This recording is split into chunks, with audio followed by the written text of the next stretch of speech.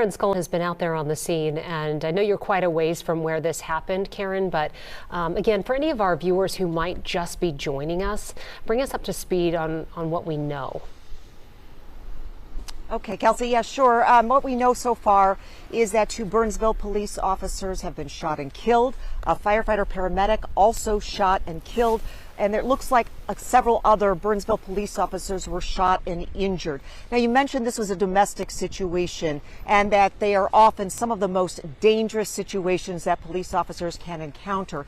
Important to note that that's because they're usually so emotionally charged. They're so intense, and it sometimes can result in people making decisions that they wouldn't otherwise make if things were calm. Of course, this domestic situation turned out just ended in a horrific way, with the officers responding, being shot and killed. It sounds like the suspects started firing at the officers when this happened. This happening before 6 o'clock this morning. And there has been, since that time, I started getting calls and emails and texts this morning. I'd say around, gosh, it was 7 o'clock, my phone rang, and letting me know what was happening. And since that time, there's just been an incredible outpouring of support from various police departments. I think that's important to mention because the police community is so big and so supportive.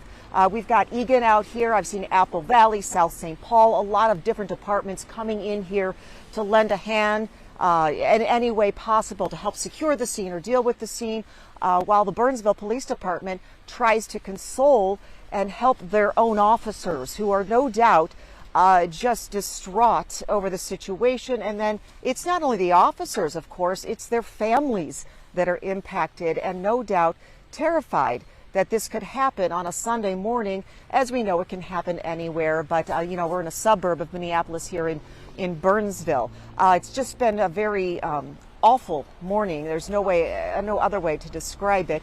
And a procession is going to be underway, and that police community that I mentioned, typically will line the streets all the way from the hospital to the medical examiner's office, where those 2 bodies will be taken, again, from the hospital to the ME's office. As for the paramedic, we don't have a lot of information yet about the paramedic and the situation with him and his colleagues, or her and her colleagues. Not sure which it is just yet, but we are working to get that information.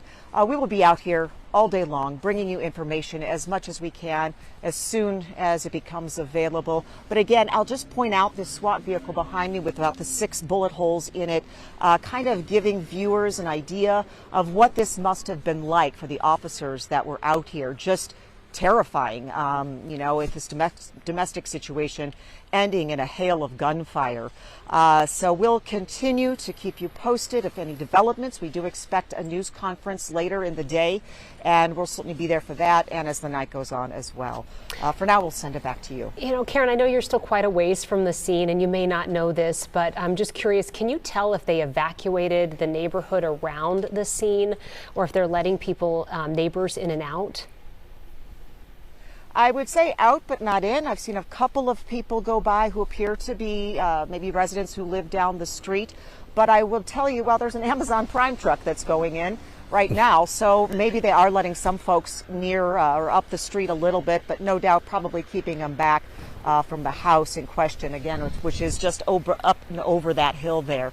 So I would say here's another what appears to be a resident leaving. So somewhat, it's not really busy, but I would say they're letting some people come and go from their homes at this point. But again, I have no doubt that there's still just a ton of officers on scene, along with families of those officers who are arriving on scene here to learn, no doubt, from administrators exactly what's happened. Not only to their loved ones, but that have been killed, but those that might still be in the hospital. Karen, I know you're monitoring as many sources as you can. Can you tell us anything that you've gathered recently about the actual family that was apparently inside that home where the call came from? From what I know about the family is I've heard there were as many as 7 children inside that home, along with a mom.